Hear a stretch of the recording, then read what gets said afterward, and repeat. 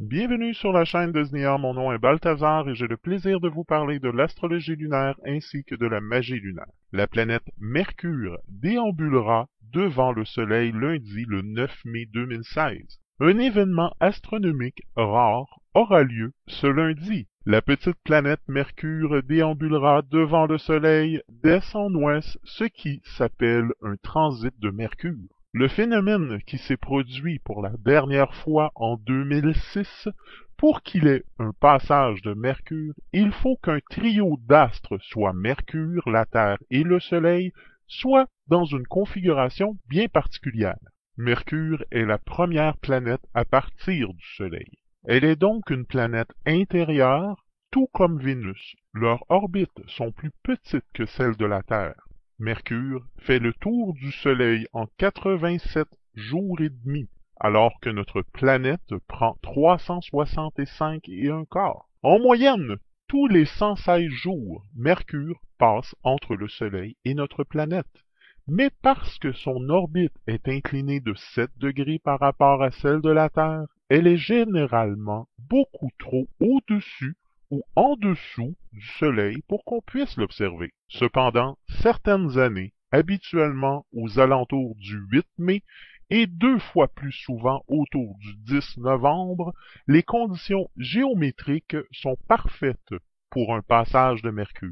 À l'échelle de l'univers, les passages d'une planète devant leur Soleil sont des événements fréquents. Dans notre système solaire, ces passages ne sont possibles que pour les planètes intérieures, soit Mercure et Vénus, et sont d'ailleurs plus rares pour cette dernière. Le 9 mai donc, Mercure se déplacera entre la Terre et le Soleil et créera un phénomène d'éclipse solaire, comme quand la Lune passe entre la Terre et le Soleil. Cependant, la grosseur de la Lune et sa distance entre le Soleil et notre planète sont idéales pour qu'elle cache complètement le Soleil. C'est différent pour Mercure. Même si elle est plus grosse que la Lune, elle est tellement loin qu'elle n'obscurera pas le Soleil. Tout au plus, de notre point de vue terrestre, on verra un petit disque noir représentant 1/160e de la taille de la surface du Soleil passer devant lui. L'utilité scientifique des passages de Mercure et Vénus devant le Soleil revient probablement à l'astronome anglais Edmund Halley, celui-là même de la comète. En novembre 1677, alors qu'il est sur l'île Sainte-Hélène, au milieu de l'Atlantique, il observe Mercure traversant le disque solaire. Il comprend alors que ce genre d'événement sera utile pour établir la distance absolue qui sépare le Soleil de la Terre et des autres planètes. Dans un article rédigé en 1716, Halley espère observer le passage de Vénus prévu pour 1761 et 1769 afin de démontrer ses calculs. Mais il meurt en 1742 avant d'avoir pu confirmer ses hypothèses. Cependant, au 18e et 19e siècle, plusieurs astronomes à travers le monde ont poursuivi son travail. Munis de lunettes d'approche et d'une horloge, ils ont mesuré l'intervalle entre le moment où la silhouette de Vénus ou de Mars commence à se glisser devant le Soleil et celui où elle en ressort. Sans une très grande précision, ils ont quand même pu établir l'ordre de grandeur des distances dans notre système solaire et aussi avec les autres étoiles. Aujourd'hui, on utilise des écho-radars pour mesurer les distances Terre-planète avec une précision qui avoisine le mètre. Et des exoplanètes sont parfois découvertes par l'observation de leur passage devant d'autres soleils que le nôtre.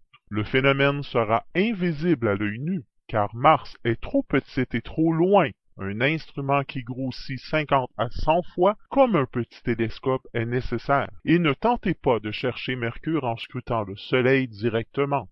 Les risques de brûlure permanente de la rétine de l'œil et en particulier pour sa partie centrale appelée la macula sont bien réels. Cette brûlure est insidieuse et sans douleur, mais les cellules qui seront détruites ne se régénéreront jamais. Donc, en tout temps, et pas seulement lors d'une éclipse, il faut utiliser un filtre spécialement conçu pour observer le Soleil, des verres de soudeur numéro 14, et rien de moins, qui se trouve dans la plupart des quincailleries, sont adéquats, mais le filtre homologué pour l'observation sécuritaire du soleil est disponible dans les boutiques d'astronomie, sont encore mieux. Tout autre supposé filtre, incluant les lunettes solaires, même très dispendieuses, n'est pas sécuritaire.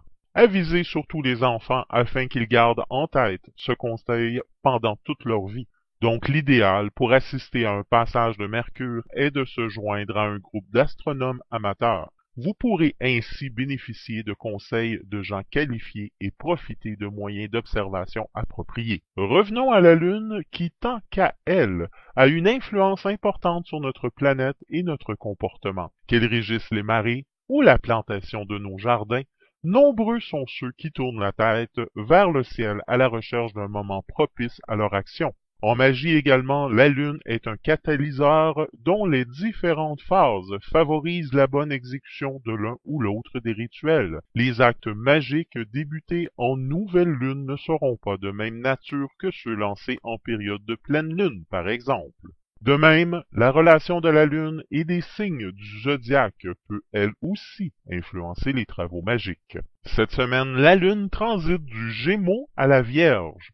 De lundi à jeudi, la Lune sera en premier croissant.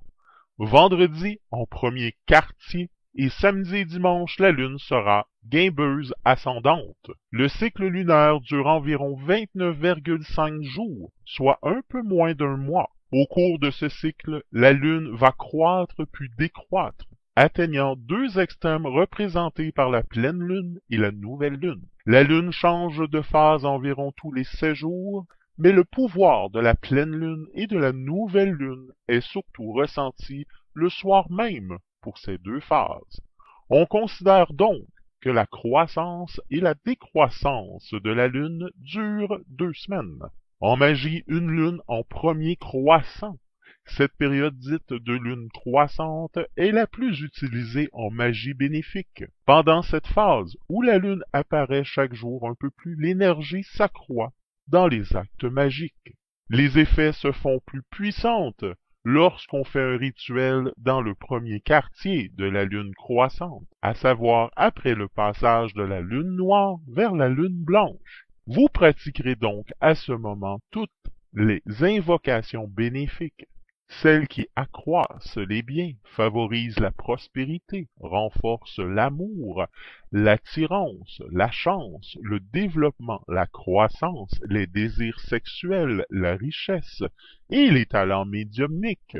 Cette phase permet aussi de faire tous les rituels de guérison. Cette période est dédiée au but, à la naissance de nouveaux projets, à la réappropriation de votre indépendance, à votre préparation à une bataille, au ressenti de votre force, au gain d'inspiration et au fait d'honorer votre instinct.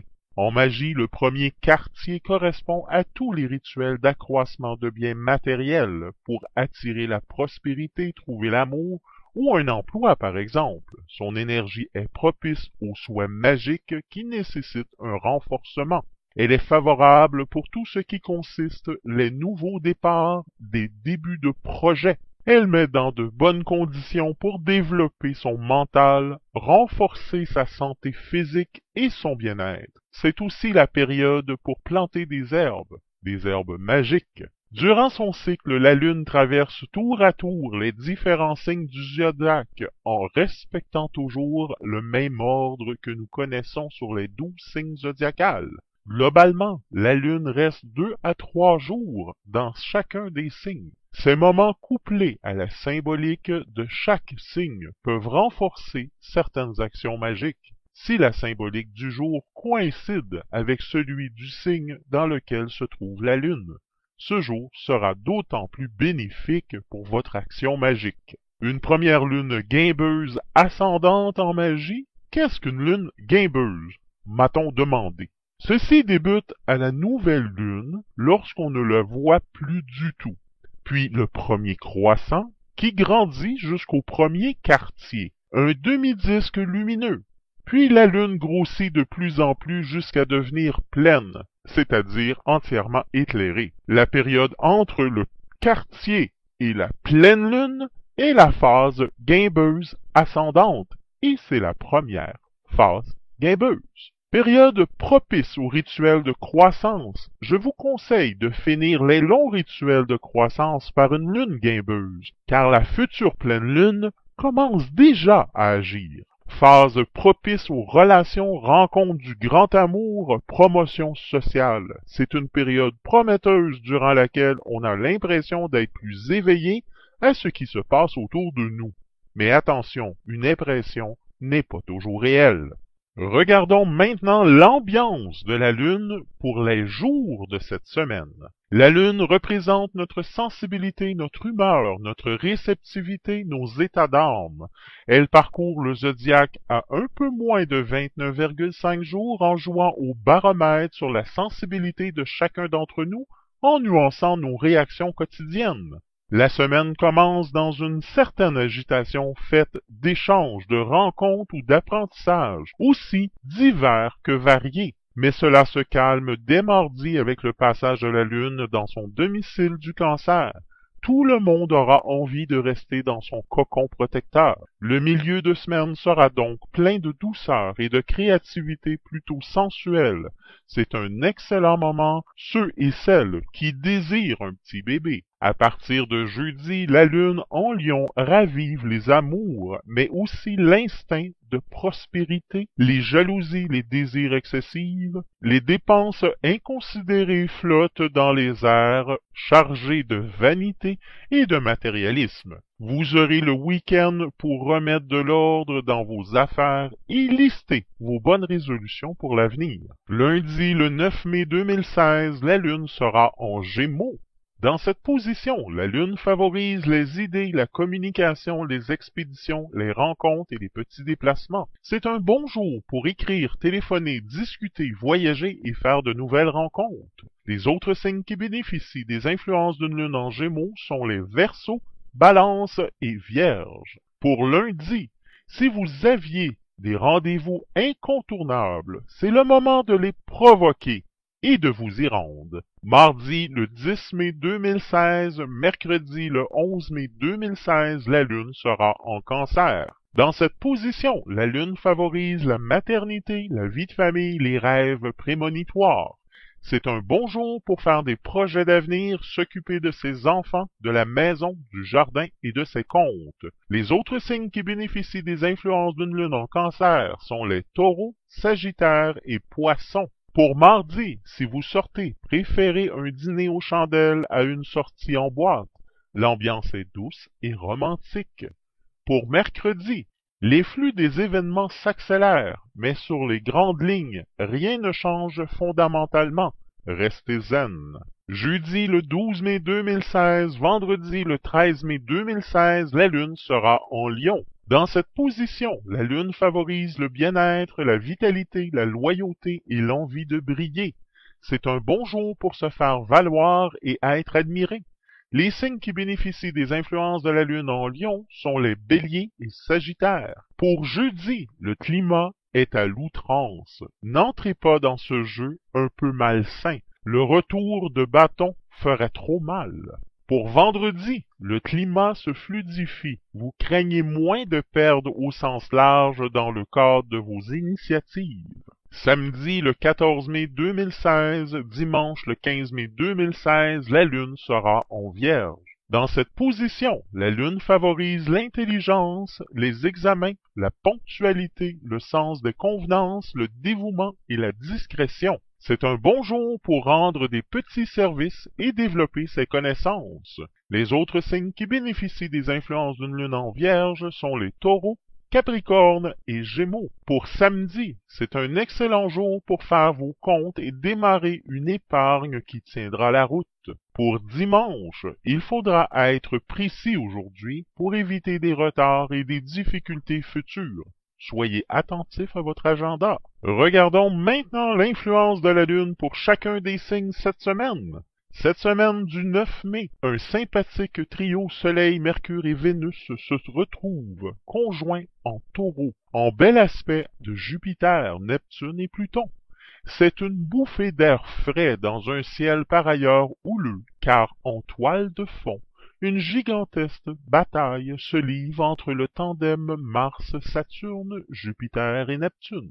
Les signes d'air, tels que les Gémeaux, Balance et Verseau, traversent une semaine de répit et ont toute l'attitude pour s'occuper de leur intimité pour les Gémeaux et les Balances et du foyer pour le Verseau. Les signes d'eau tels que les Cancers, Scorpions, Poissons se sentent soutenus et protégés par un ciel stable et amical. Leur vie relationnelle, amoureuse, familiale, amicale s'épanouit en bons moments de chaleur et de confort psychologique. Les signes de terre tels que les Taureaux, Vierges et Capricornes sont les plus gâtés en ce temps troublé. Ils baignent dans une agréable ambiance romantique et sensuelle. De plus, la chance émaille leur journée de nombreuses opportunités. Pour les signes de feu tels que les Béliers, Lions et Sagittaires doivent surveiller leurs finances et leur élan impulsif induit par une oisivité forcée qui commence à leur user l'optimisme. Débutons avec les Béliers. Les influx de Vénus vont vous donner des grandes facilités dans tous les domaines. Un recadrage dans vos objectifs au sens large, une mise au point générale va vous permettre d'être plus précis encore dans vos actions. En effet, vous éprouvez le besoin de matérialiser vos avantages avec lucidité pour en user avec plus de finesse que d'ordinaire. Mars vous aide à développer votre créativité. Pour les Taureaux, le soleil dans votre secteur cette semaine, ce qui va exposer à des situations qui vont mettre en relief des possibilités de réalisation qui ne seront pas négligeables. Vénus vous aspire aussi à profiter de bonnes choses de la vie, ce qui sera facilité par votre entourage. Moins de tension et plus de bien vivre, tel que votre programme cette semaine.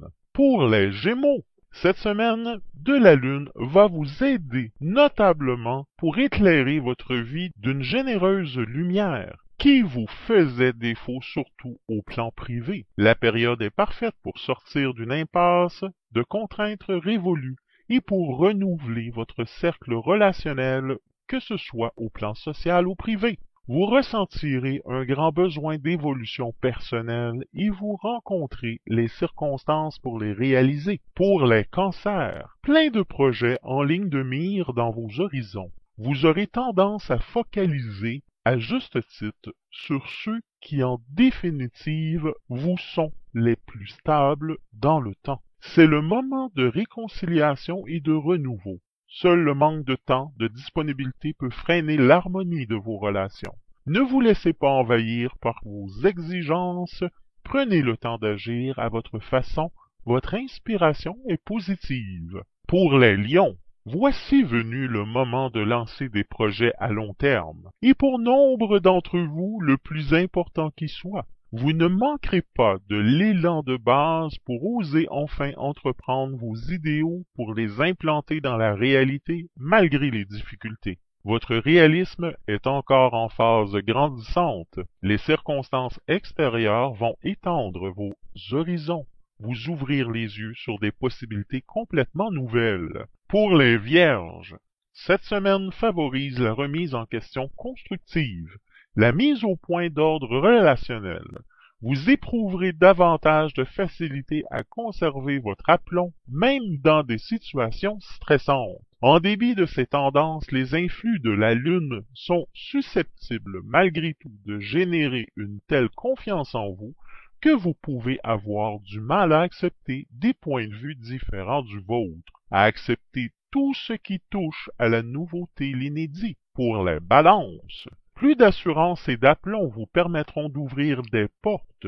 C'est la semaine idéale pour discuter de vos projets avec vos proches, demander une augmentation ou une promotion, faire valoir vos droits au sens large. Les doutes que vous avez connus les mois derniers s'estompent du fait que maintenant vous ressentez plus vivement la force profonde des atouts que vous possédez. Pour les scorpions, cette semaine sera très dynamique. En effet, les astres font créer des circonstances extérieures qui vont vous donner le sentiment de devoir être partout à la fois. Vous aurez du mal à vous isoler. Pas mal de petites urgences devront être traitées rapidement. La puissance de vos désirs tend à simplifier vos raisonnements malgré vous et paradoxalement, vous risquez d'être trop tranchant lorsque vous serez à froid. Pour les Sagittaires, cette semaine sera très active.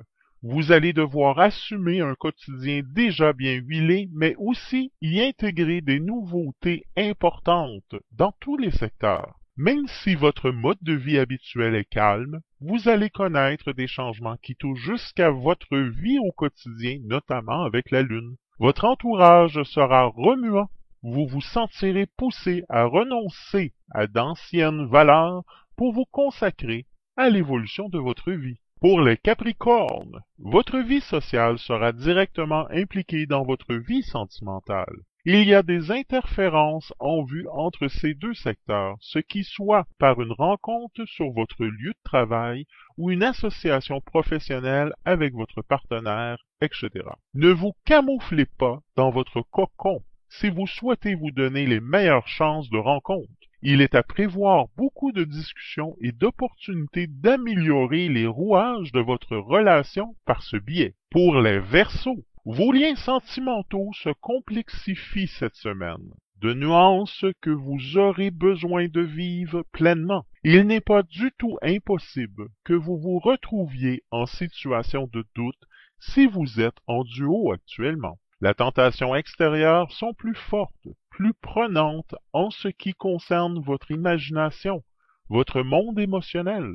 L'heure n'est pas au renforcement affectif, mais aux échanges qui sont susceptibles de vous éclairer sur la teneur de vos idéaux. Pour les Poissons, vous sentez davantage d'aisance dans votre expression cette semaine, et à juste titre, dans tous les domaines de votre vie. Ce sera d'ailleurs votre atout majeur. Les messages circulent sans trop de difficulté, vous osez davantage et cela vous porte chance. Les influx du soleil en sextile à votre signe vous apportent un aplomb supplémentaire, tandis que Mercure galvanise votre mental. Sur ce, je vous souhaite une excellente semaine et je vous dis à la semaine prochaine.